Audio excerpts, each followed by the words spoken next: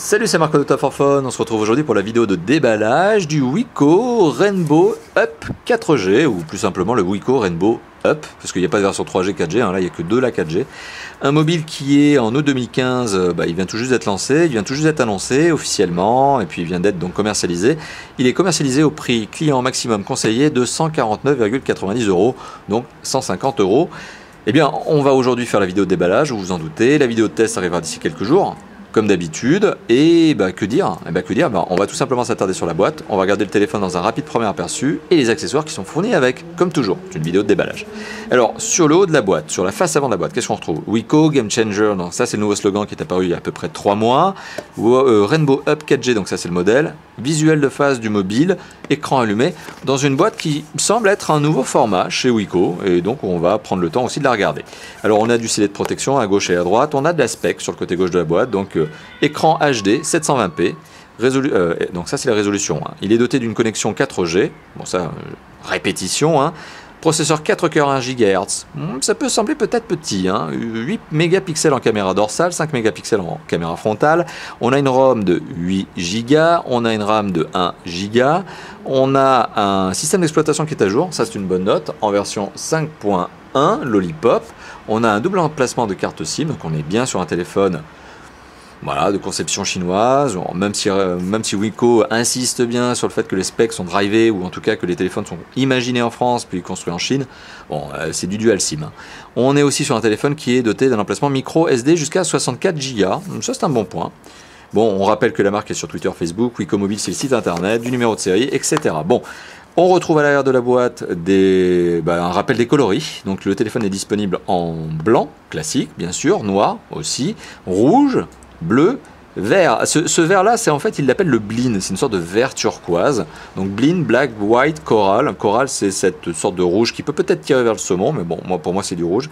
Et blue, rappel des specs, on vient de les donner. Et là, on va tout simplement maintenant couper les scellés de protection qui garantissent que la boîte est neuve et que le téléphone n'a jamais été utilisé. Hop, il vient tout juste de sortir de l'usine. Il m'a été envoyé par l'agence presse de Wiko, que je tiens à remercier d'ailleurs au passage, parce qu'ils font bien leur boulot. Et qu'est-ce qu'on va retrouver à l'intérieur de cette boîte? Alors le téléphone lui-même, bien sûr, dans son petit sachet plastique. Sachet plastique qui le protège avec film protecteur à l'avant, ou est-ce que c'est juste une protection pendant le transport?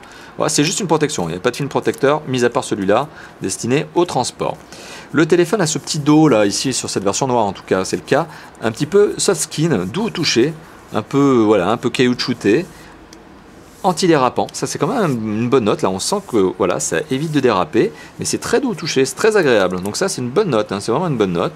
Bon, le design est plutôt sobre, un petit pourtour, effet métallique autour, mais qui doit probablement être du plastique, on va dire effet chrome, enfin chromé, mais voilà, bon ça reste du plastique j'imagine. Alors le téléphone présente pas mal, bonne petite note, avec ce dos là c'est vraiment sympa. Le téléphone est posé sur un berceau en carton. Alors si j'enlève le berceau, qu'est-ce qu'on retrouve à l'intérieur de cette boîte? Donc sous le berceau, des adaptateurs. Bon, bonne note, donc des adaptateurs. Si vous avez une carte SIM nano, vous pouvez aller vers la mini. Si vous avez une carte SIM mini, vous pouvez aller vers la carte SIM normale. Si vous avez une carte SIM micro, etc. Donc c'est des adaptateurs, vous m'avez compris, des adaptateurs qui vous permettent d'adapter, c'est un peu le but, vos cartes SIM vers le format mini. Voilà, donc c'est partant du nano et du micro, vous pouvez aller vers le mini. Ok, bonne note, hein, c'est bien. Petit guide de démarrage rapide, non, c'est le guide de garantie, ça. Ouais, c'est toutes les normes, c'est le guide de garantie, ok, bon, c'est une obligation qui est faite au constructeur, hein, pas vraiment le choix. Là, ça c'est le guide d'utilisateur. Qui est multilingue, je le rappelle, Wiko est une marque qui a vraiment des grosses ambitions, mais non pas seulement pour la France, mais aussi tout simplement l'ensemble du marché mondial. Alors je dis mondial, mais ce n'est pas tout à fait vrai, hein, parce qu'il y a certains pays où Wiko n'a pas le droit d'aller, parce que le constructeur Tino a choisi d'avoir d'autres marques présentes. Donc Wiko, c'est l'Europe notamment, c'est l'Afrique, je crois que c'est ça, je crois que c'est ça, pour le moment c'est tout. Si l'Asie du Sud aussi.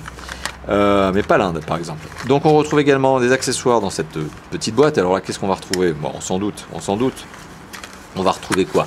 On va retrouver, il y a quand même une bonne note. Je vais prendre la bonne note en dernier point. Donc on a un adaptateur secteur format France logique, plus largement Europe, avec le connecteur USB. On retrouve le câble USB micro USB rond, tout à fait basique, classique. Et ce kit piéton qu'on a vu apparaître depuis quelques temps chez Wiko, notamment sur des mobiles on va dire low cost, entrée de gamme, puisqu'on a retrouvé ce genre de kit piéton également sur le Wiko Sunset 2, qui est un mobile à 60 €. Ici, sur un mobile à 140-150 €, on le retrouve également encore. Un bon kit piéton, ça c'est vraiment une bonne note, vous voyez, donc comme quoi, bon, petit effet un peu dommage, mais on en veut toujours plus, il manque des adaptateurs, hein, parce qu'on n'a pas tous la même taille d'oreille, hein. Ça c'est un peu dommage, mais ce sont visiblement de bons intra-auriculaires que l'on avait déjà retrouvés hein, sur le Wiko Sunset 2, donc c'est une bonne note, du jack 3.5, de la longueur de câble, et le bouton raccroché décroché et l'entrée micro ici, donc puisque c'est bien un kit main libre. Voilà, donc un kit piéton qui m'a visiblement encore une fois de plus loin d'être loin d'être cheap, enfin vous m'avez compris. Bah voilà, donc c'était la petite vidéo de déballage, donc adaptateur secteur, câble USB, bon ça pour le coup c'est très simple, très basique. Kit piéton qui est loin d'être cheap, de la documentation, si vous vous ennuyez que vous avez envie de dire, des adaptateurs pour carte SIM, et le Wiko Rainbow Up, avec un vrai bon premier sentiment, notamment en raison, je l'avoue, de ce cache batterie arrière. C'est voilà, c'est un petit surcoût supplémentaire au niveau de la construction, mais c'est une bonne idée au niveau tout simplement de la prise en main. Voilà.